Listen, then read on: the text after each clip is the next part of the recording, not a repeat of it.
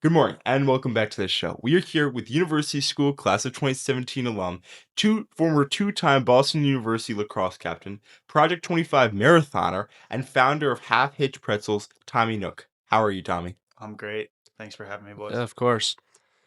And so we did a little research. Obviously you're from Cleveland, went to US. When you picture your childhood, what does home feel like? What kind of kid were you?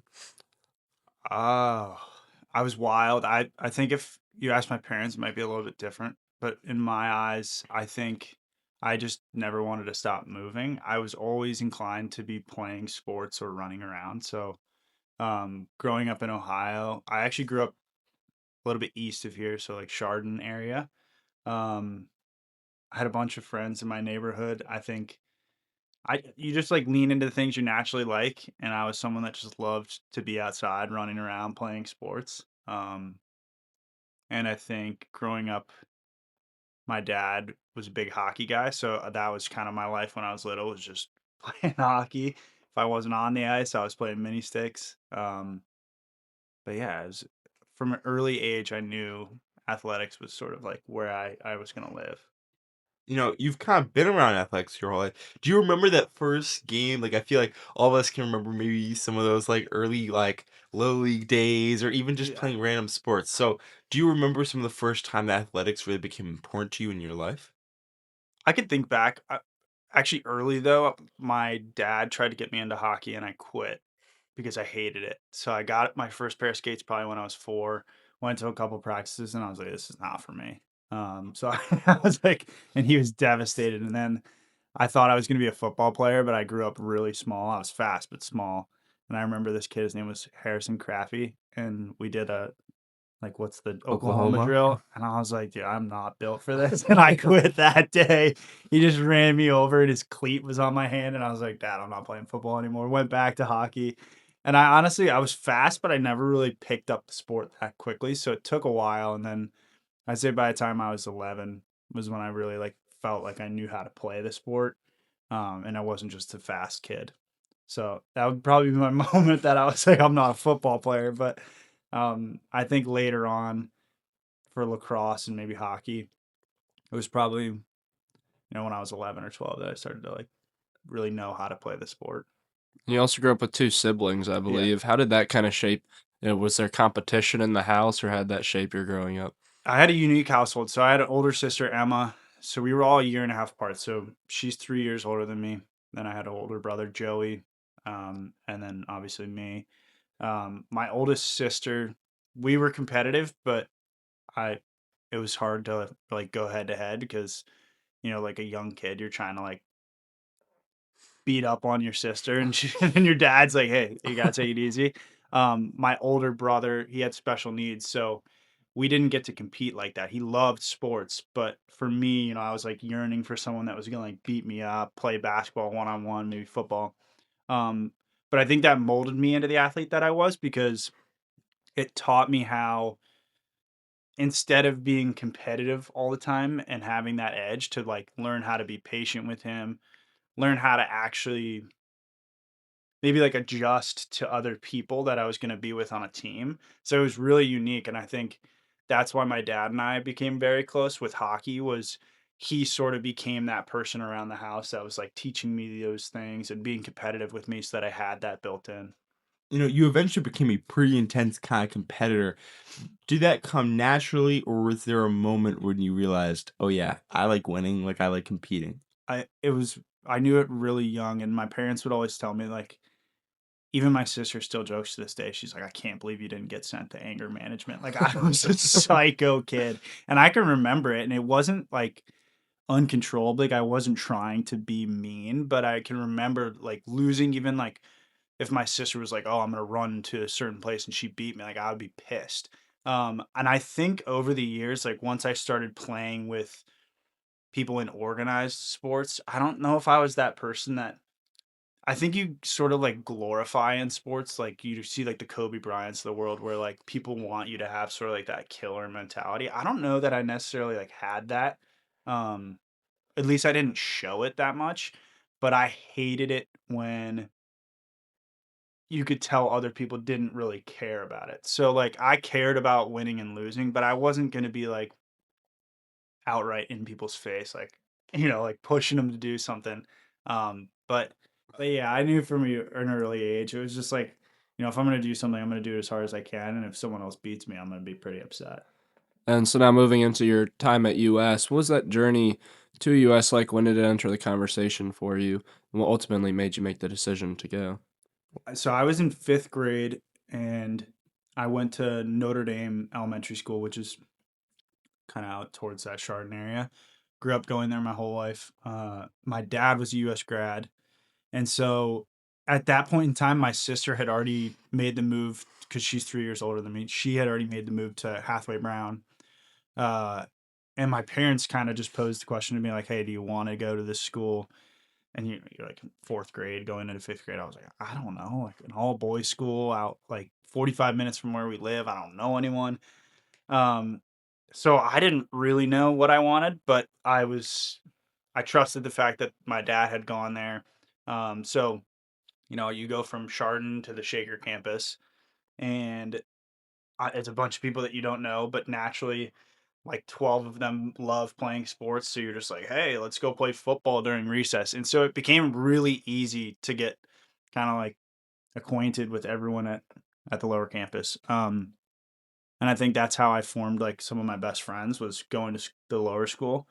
Uh, and yeah, I mean, it turned into some of the greatest years of my life. But at the time, I think when I told some of my best friends from the old school, like, hey, I'm going to a private boys school, all boys school now. And they're like, what? And I'm like, I don't know. You're like 11 or 12 years old and you're like, I'm just going to do it.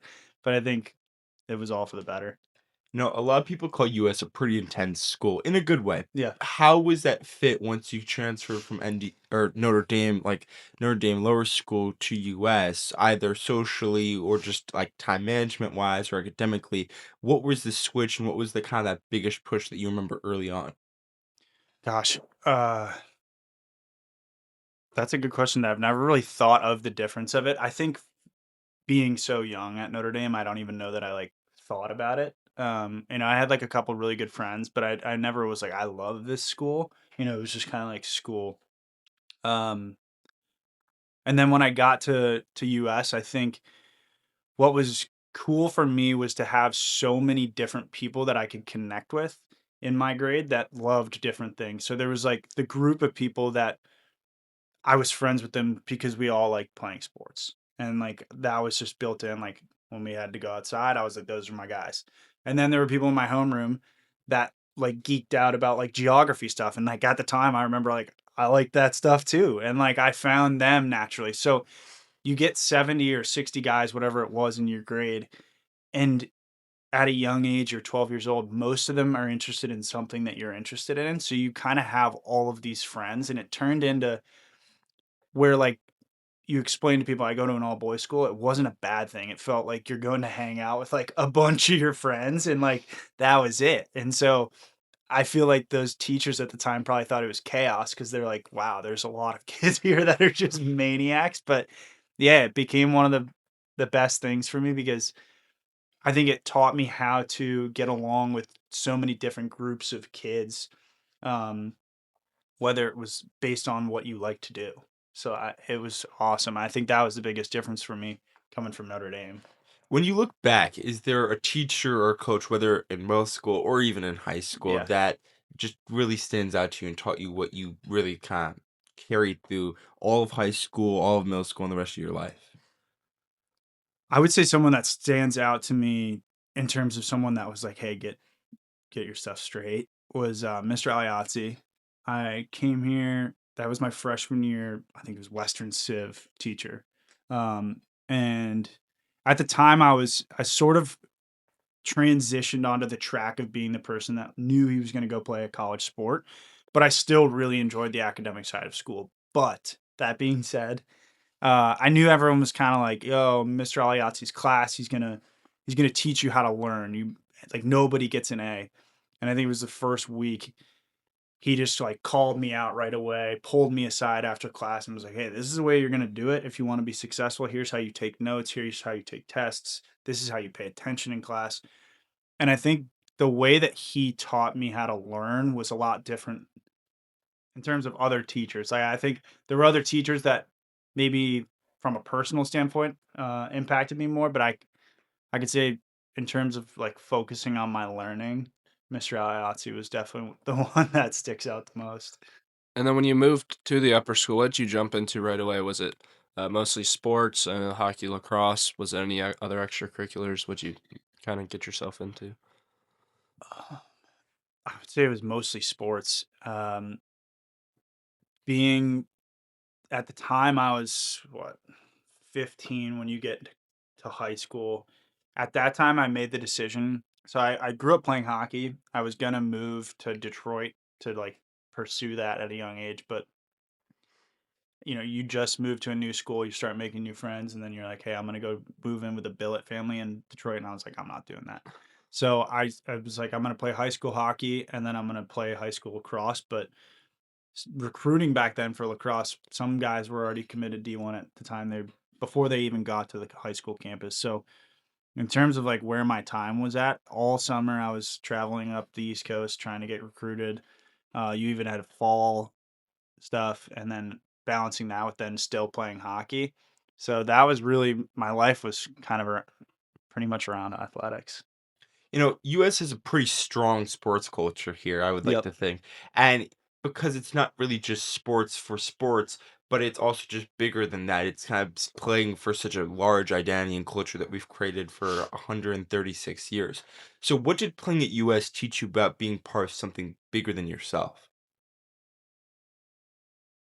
It was tough for me to come to US my freshman year, and I sort of grew an identity around being a hockey player, and I actually didn't make varsity my freshman year, which was it was sort of the first time that I felt I don't want to call it adversity, but you sort of have to look inward and be like, okay, maybe there is work that needs to be done, and it sort of makes you focus on like, okay, I'm not going to put my attention where I'm at right now in terms of myself, but okay, here's the situation at hand. I'm going to play with these 20 guys on my team.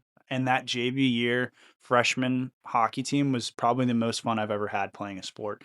And it was because it was the first time that I really was just focused on enjoying the game with these, you have some juniors that you've never met before. So there's all of these different classes of guys that come in, and still to this day some of my best friends are not even in my grade because the sport just brings you together. And I think back to some of the memories of being at Kent, going to play these regional finals and looking in the stands, and there's hundreds of US kids that bust out there to come watch you.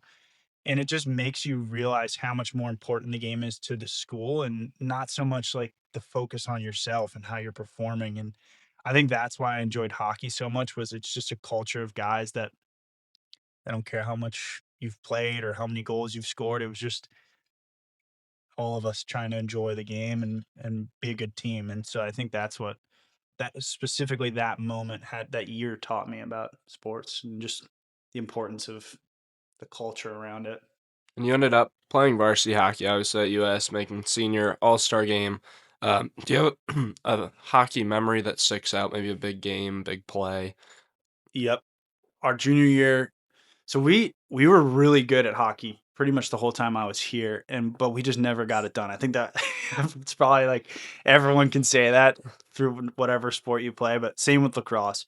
And it was a pain because we would get to state finals and it just wouldn't go our way. But our junior year, we were in the state semifinal. I think it was double overtime or overtime, and we had already just been like exhausted. We're like, okay, this game is not going our way. Like it kind of felt like it was tilted the other direction. And uh, there was just a moment where I got the puck and skated up the ice.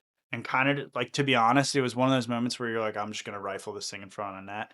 And Robbie Angolia, this kid on our team, is probably our best goal scorer. I just kind of fired it at him. I have no idea how he put it in, but it went in. And I would say like the moment before, it was cool to like think back of it in my head. But we were playing in Columbus at whatever the Nationwide Arena. Mhm. Um, Looking back and seeing like all of the NHL like quality footage of it was really the coolest part because you see all of your teammates like going nuts. So that, like all their students are in the, like your friends are in the stands going nuts.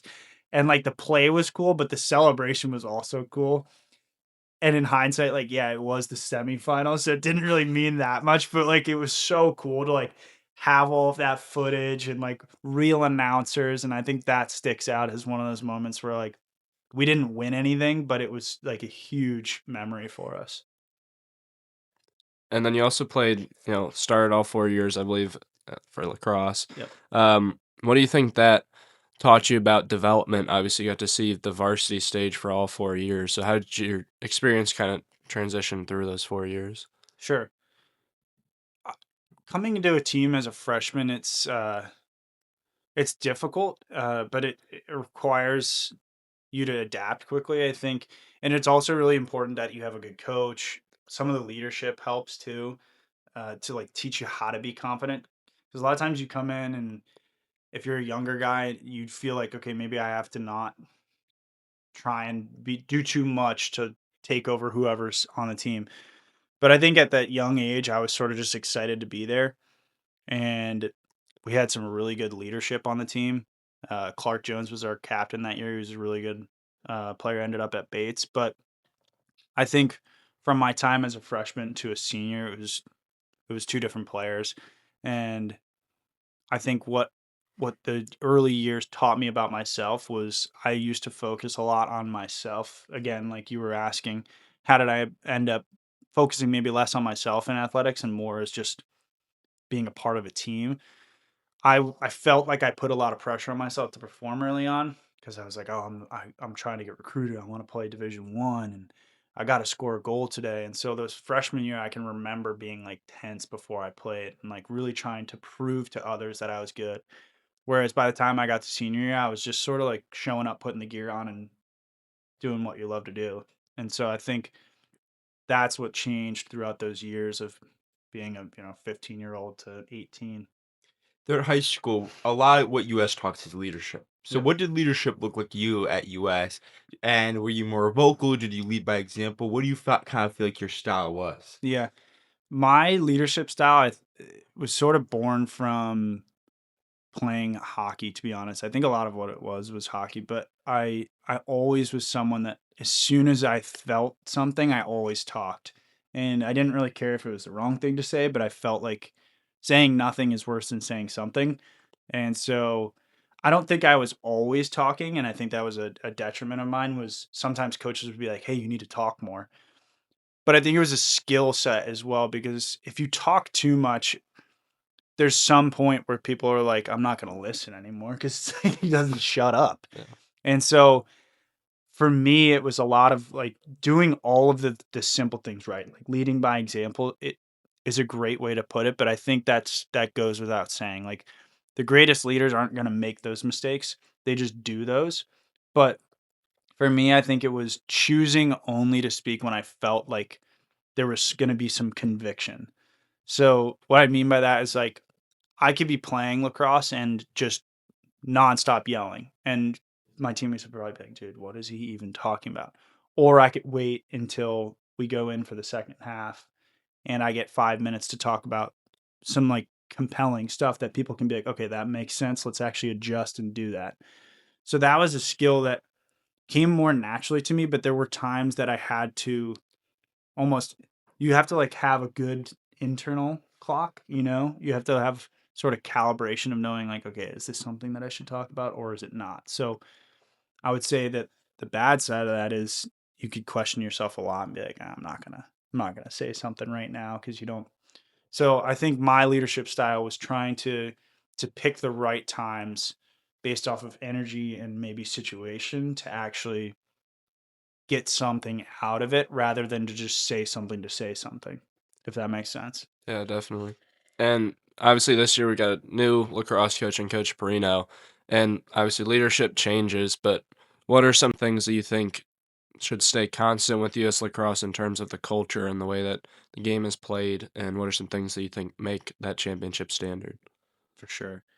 Coach B is the best. I grew up, so we were sort of kind of that age gap apart where we never crossed over in high school, but since the Ohio lacrosse community is pretty tight knit, him and I grew up knowing each other for a long time. So when I heard he was getting hired, I was really pumped for the program because I know who he is, I know what he stands for. So I think first and foremost, it's in a great spot. In terms of what leadership, I guess, tendency, what needs to stay consistent to build a right culture, I would say someone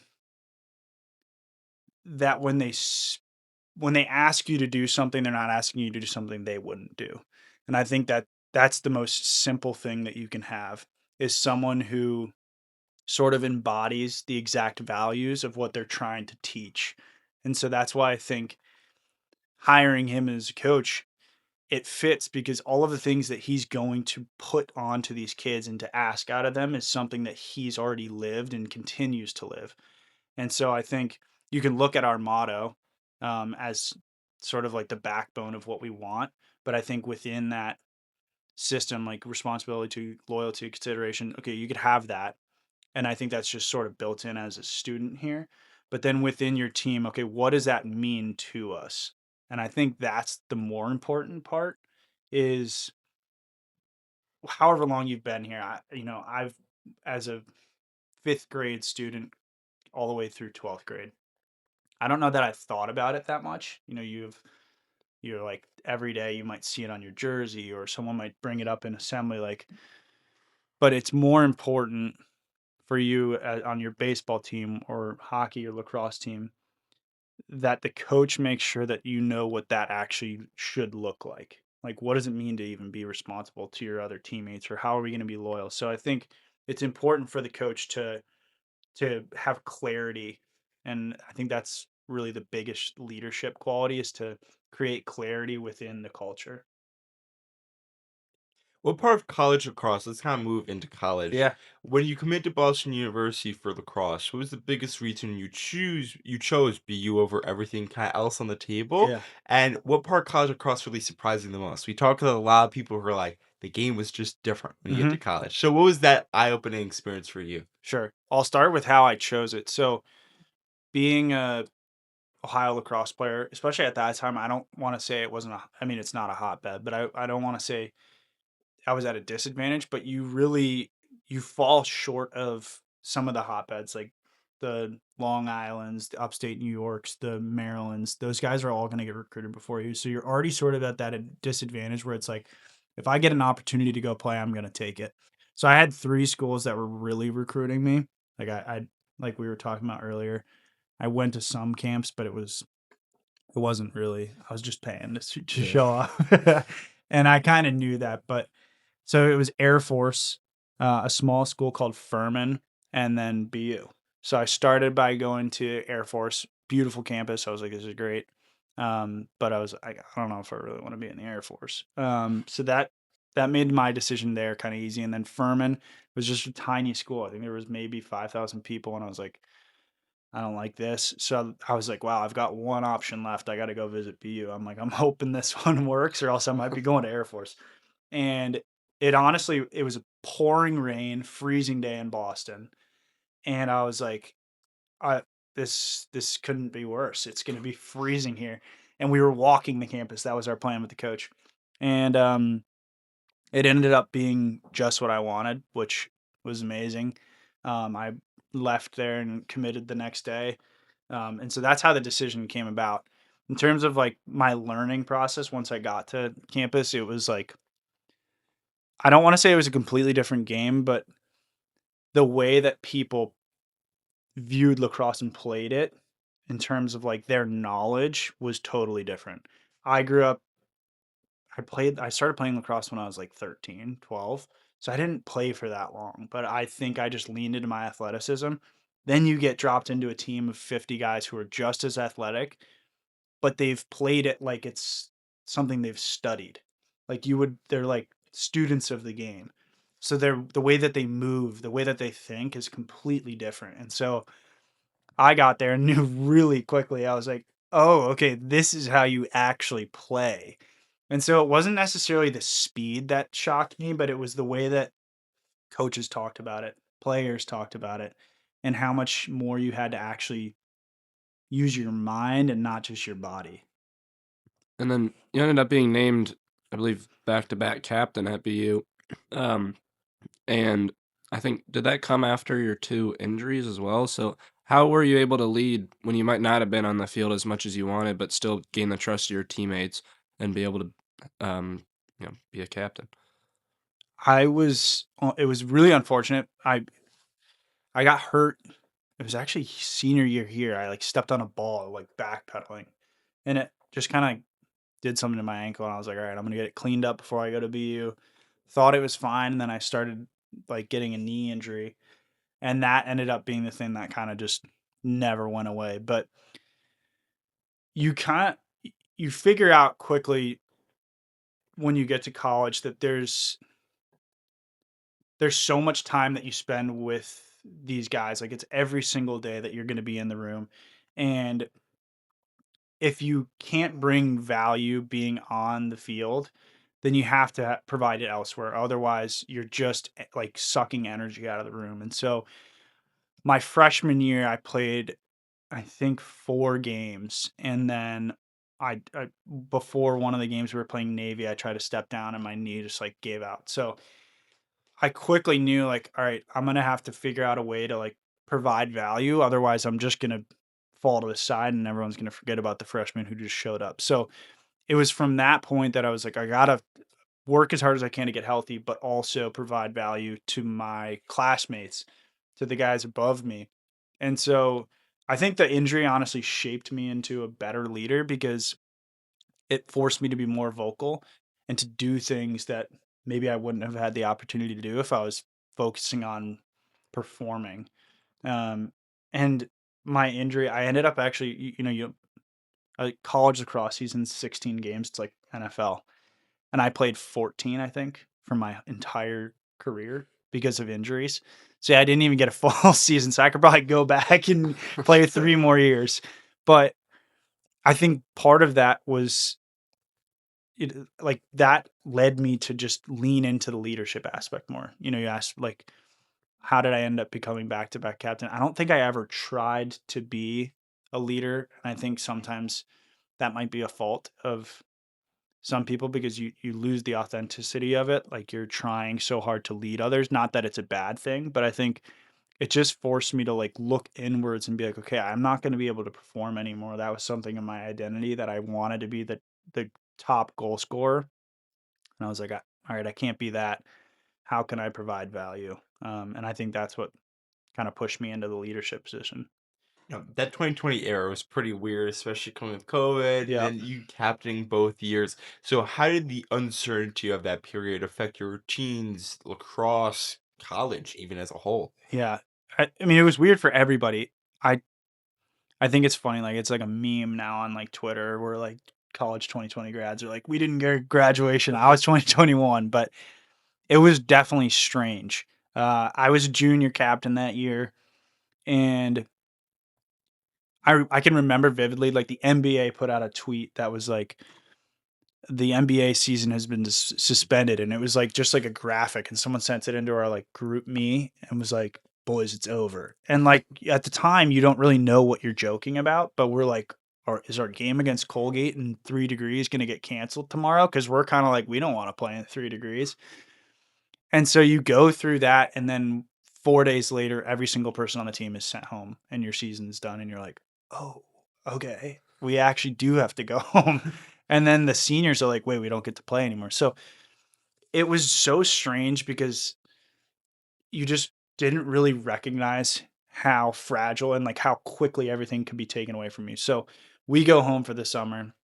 It's really hard to provide any leadership because everyone's kind of just like, I'm going home. I'm not thinking about lacrosse.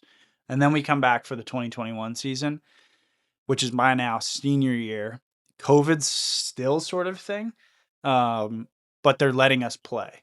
And so you get there, everyone has their own mask on their like strapped to their lacrosse helmet. Like we're playing with a mask on the helmet, and you can only be in the locker room with 10 people at a time.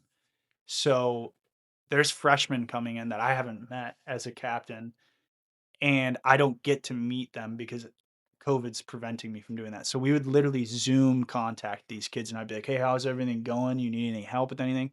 Whereas the year before, we'd be having team dinners, we'd be having them over our houses. So it was weird, and I don't think anyone knew what to expect. There was no direction. Nobody knew what the right answer was.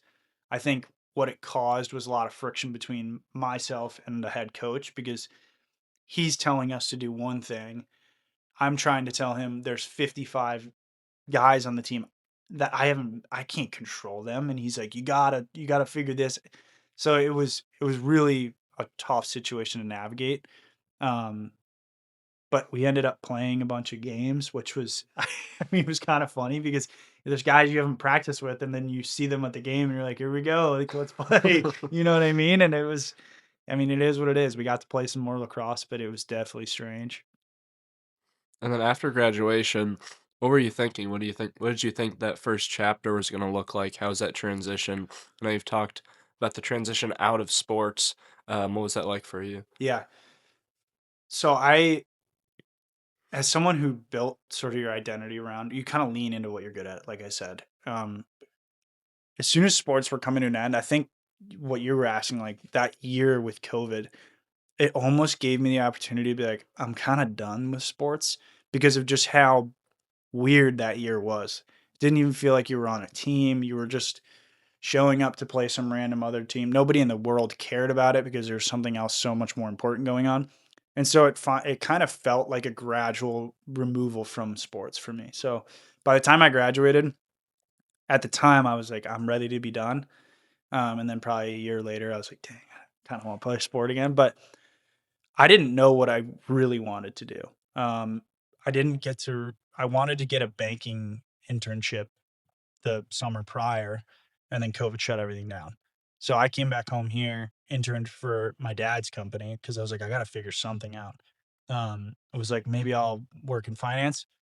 Took a job in Florida working door to door selling solar panels. So I get on a call one day with the kid. He was actually a US grad.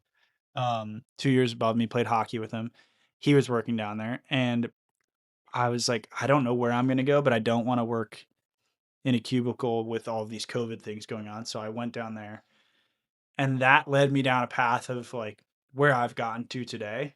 Um, but the transition out of sport was like you were asking. I don't think a lot of people ever know fully what they want to do, but for me, I was like, I need to do something different, because my whole life was revolved around being that athlete. Now, we're going to talk about it in a second, but how did you stay competitive after sports? Did you immediately find something to chase even before, like marathon running, or Yeah. did that take time? What was kind of your relationship with fitness right after college? And did you take a break? And what was that like post-COVID, getting into post-COVID era looking like? Yep. I didn't play sports. I When I moved down to Florida, I sort of used my job at the time as like my competitive. It was a sales job, and so you have leaderboards. You know how well someone's doing. You every single day. It was sort of like a sports team built in. Obviously, it's you're not working out and doing all these things, but it was numbers based, and you can kind of gamify it. And so I feel that the culture that they built was to try and have people treat it like a game, and that you're competing against one another. So that was sort of like the outlet for that energy almost. I stayed working out, but after 4 years of doing it, being banged up the whole time with a knee injury, I was like, we could take breaks. So I took a break for a little bit, but like you said, I got back into the itch was there again, maybe a little bit later. And then you set the goal of doing Project 25, as you call it, which was running 25 marathons in 2024. Where'd the idea come from, and what were you trying to prove to yourself, maybe? Yeah. So what year was that? 2023. Yeah, 2023. I lived in Los Angeles with two of my best friends from college, and that was about the time that I took another job in sales, but I was looking for that sort of a new outlet to to kind of get back into that mindset, and I wanted to run a marathon, and it might have been like December, and the LA marathon's in March, so like not that much time to train, but I was like, I'm just gonna do it, and I just like went out for a run and started running as fast as I could, and did that for like 2 weeks, and injured myself right away. And so I was like, it didn't work. canceled the marathon. I was like so pissed because I was like telling people that I was gonna do so well. So I got like really irritated by the fact that I couldn't do it because I'd seen people do it. So another year goes by. I'm sort of nursing the injury. I'm like, maybe I'll do an Ironman. I was like swimming in a pool, didn't have a bike. I was like on one of those stationary bikes. I'm like, what am I doing? This is not what I'm. And I was like, all right, I don't want to do an Ironman. And I had this mentor that I grew up with. He was actually my dad's college hockey coach. Um, and he was just a soundboard for me a lot through even through my career at BU. And I would call him and we would just sort of talk about like what was going on during COVID, like leadership tactics. He was sort of the person that made me look inward and say, okay, how can you go through these periods while also reflecting to know what you want, to live by the values that you feel are important to you. And I told him, I was like, I want to do something really hard. And in my mind, I had already written down on a piece of paper, I want to run 50 marathons next year. And I was like, that's going to be insane. Like, this guy's going to be like, this guy's nuts. So I hadn't even told him about it. But I was like, yeah, I want to do something really hard. I want it to be endurance based, maybe run marathons. And he's like, that's perfect, Nooker. Just run 25 marathon. You turned 25 this year, right? And I was like, yeah. He's like, run 25 of them and just figure it out, sign up for them and do it. And I was like, looking at I already had them all written down. I was like, that's a good idea, Hoff. Like, as if I'd never thought of it. But I was like, yeah, it's a much more doable number. Not that it was like easy, but I was like, that makes my life a little bit easier. And so that was really where it was born. In terms of what like influenced me to do it was I grew up really fascinated by like pushing yourself to what you felt like your limit could be. Like if you guys probably did the beep test at some point in your life, maybe like been in running races. Those things like fired me up for some reason because it was a chance not only to beat other people, but for me, like I was like when I got to the point of feeling like I might pass out, that felt like, okay, this is a point that like I can push myself to a limit and be like, wow, that was okay. I went as far as I could go. So I never like I 3 months prior or a year prior, I tried to run one marathon and failed in 3 weeks. So I was like, let's do 25 of them and let's see if I could do it. That's how it was born. And that meeting was probably October of 23. Yeah. So we probably talked in the end of 2023 and I had like 3 months to train to then run my first one in January 2024. Wow. Out of Project 2025 and your success in pushing yourself to that limit came a totally different idea with Half Hitch Pretzels. Yeah. You said that it kind of started during your goal to run 25 marathons in 2024. And then after that 10th marathon, Yep. that someone handed you pretzels and kind of the ingredient list kicked the whole thing off. Yep. So can you take us behind the scenes of that moment, what flipped in your brain, and just how it's been so far? Definitely. Yeah, so I ran the 10th one was here in Cleveland. So I came home, it was May of 2024. At the time, I was living with my best friend in Boston, and he was like, you're a psycho. Because every weekend I would go and run a marathon. Like I would leave, or I would just step outside of our apartment. I would start running around Boston and just like clock a marathon and come back. And I was a lunatic also about what I was eating. So I would get back home and I'd be like, nah, I'm not eating that. I'm not eating this. And it was really just because I was like, I'm not failing the goal. I'm already like 9 marathons in. I got to eat clean.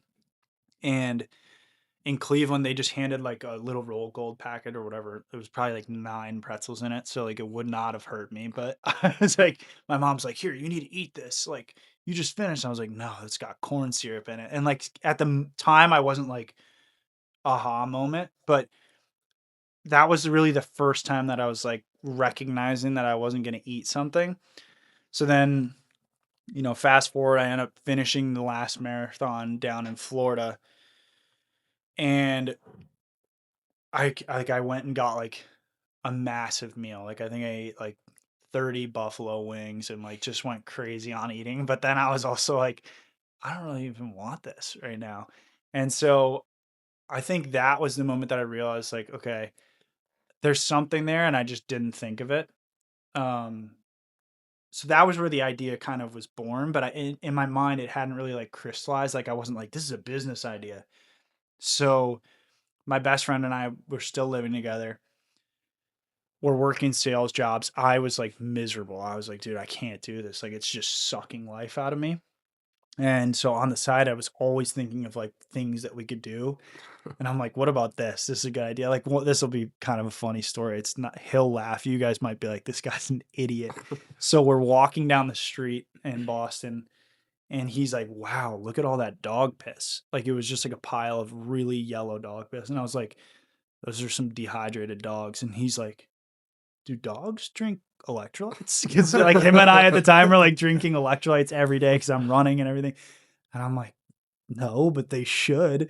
So like that was like one of the ideas that we had. So like that's like the level of what we were looking for. Like we're like, we gotta find something that we could like create. And I'm like, we can't create, this is so dumb. So we like took like 2 hours for us to research and be like, okay, dogs don't need electrolytes. But that was where our mind was at, was like searching around us. Like we just felt like something has to be close to us that like we could create and just go with it. And so that's when I thought back, I'm like, dude, I feel like we could create healthy sourdough pretzels, and I think we could do that in our kitchen. Like we don't need to learn, we don't need to like go get someone to teach us about the electrolyte imbalances of dogs. Like this is a food that you can just put a couple ingredients in and see if you can even make it.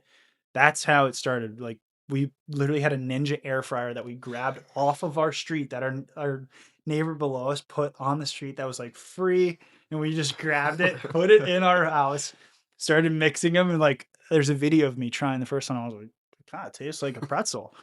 And then we just kept doing it. We kept making them, walking them down the street to my now fiance's house, like giving them to her and her roommates, and they'd be like, those are like, I could break my tooth on that pretzel. So like there were months of it being terrible.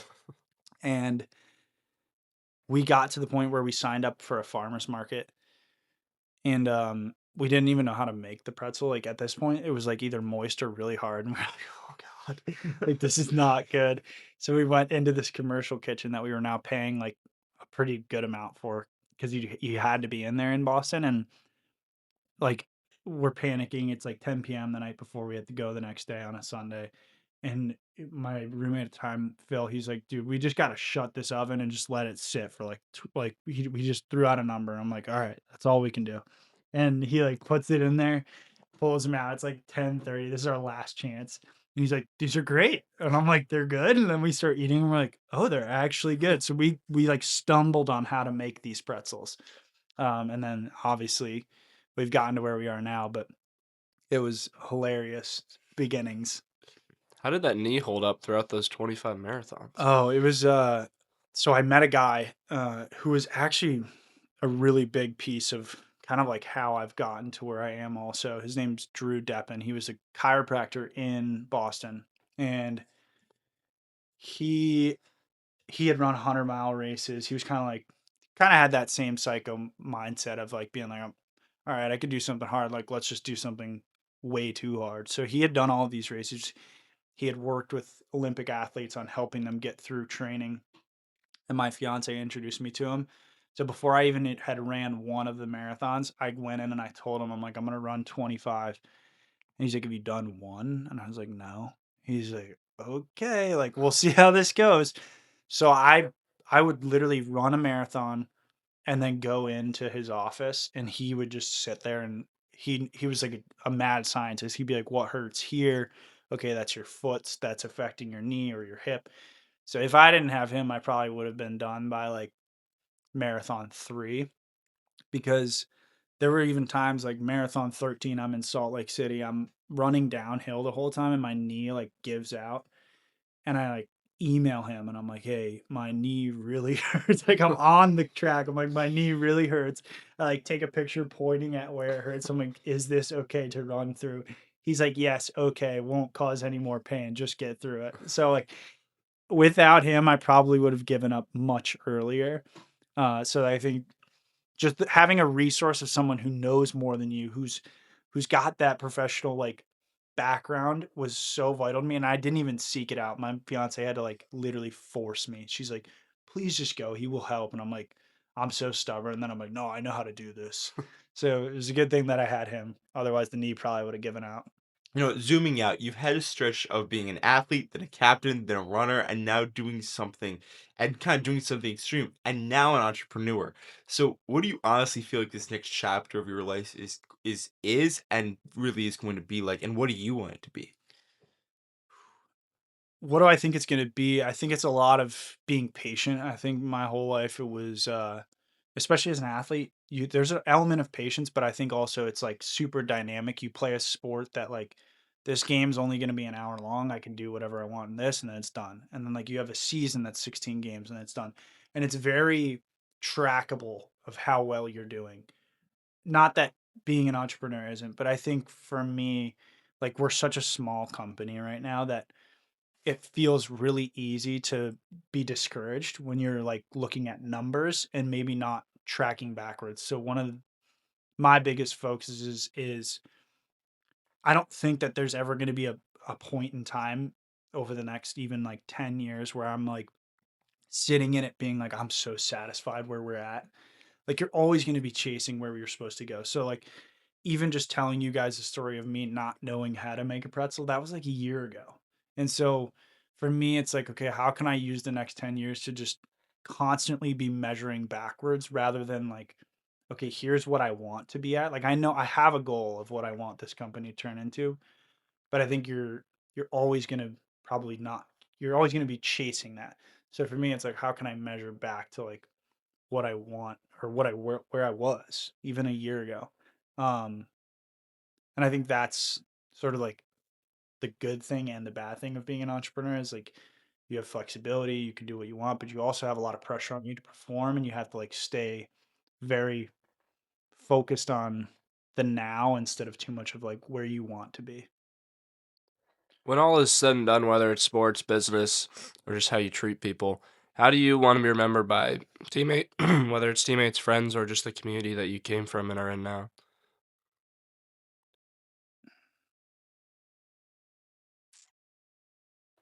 I would say it's important to me that when people think of whether it was growing up as a student or an athlete, I think it's always important that the first thing that comes in your mind is that you're a good person.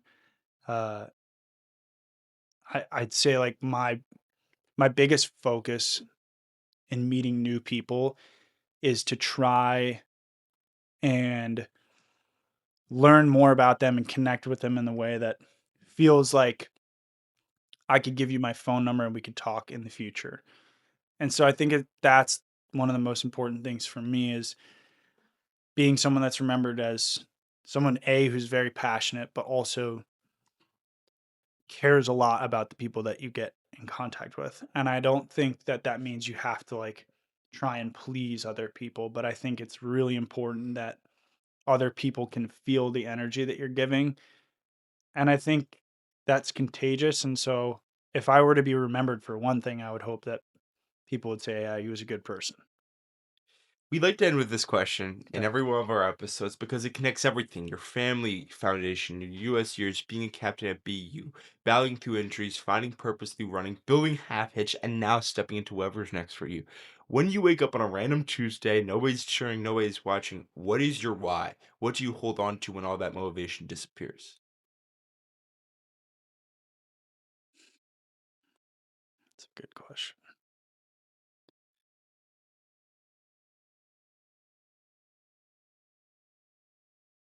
I think motivation for me is is interesting to look at. I think if I were to think about your question and break it down, when motivation disappears for me, who am I? Like, what is my why? What's my purpose? I think everything that I've always done was to sort of figure out what's my top level. Like, how can I be the best version of myself? Not for others.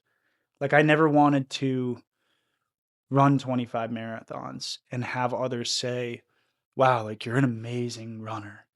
Like, I never wanted that. But for me, it's when I wake up and I do a hard workout or when I put effort in, it's more so in a way to feel that I am using my time effectively to be the best version of myself. And sometimes that looks like sitting down on a couch, like relaxing. So it's not that every waking hour of my life I'm going to be maxing out, like I'm going to try and put all this energy in. But my why is to be, while I'm on this earth, while I have the time to do so, to be the best version of myself. And what that looks like in practice is putting myself in very uncomfortable situations and then also being very intentional about how can I learn from this instead of just being on autopilot. And I think that's my whys, being the best version of myself, but being very intentional with the time that I have. Well, Tommy, it's been great having you on the show. Thank you so much for taking the time to share your stories, insights, and experiences with us. To our listeners, thank you so much for tuning in, and we'll hope you'll join us next Wednesday for another episode of Late Start Show. Thank you, Thank you Tommy. guys. Yeah.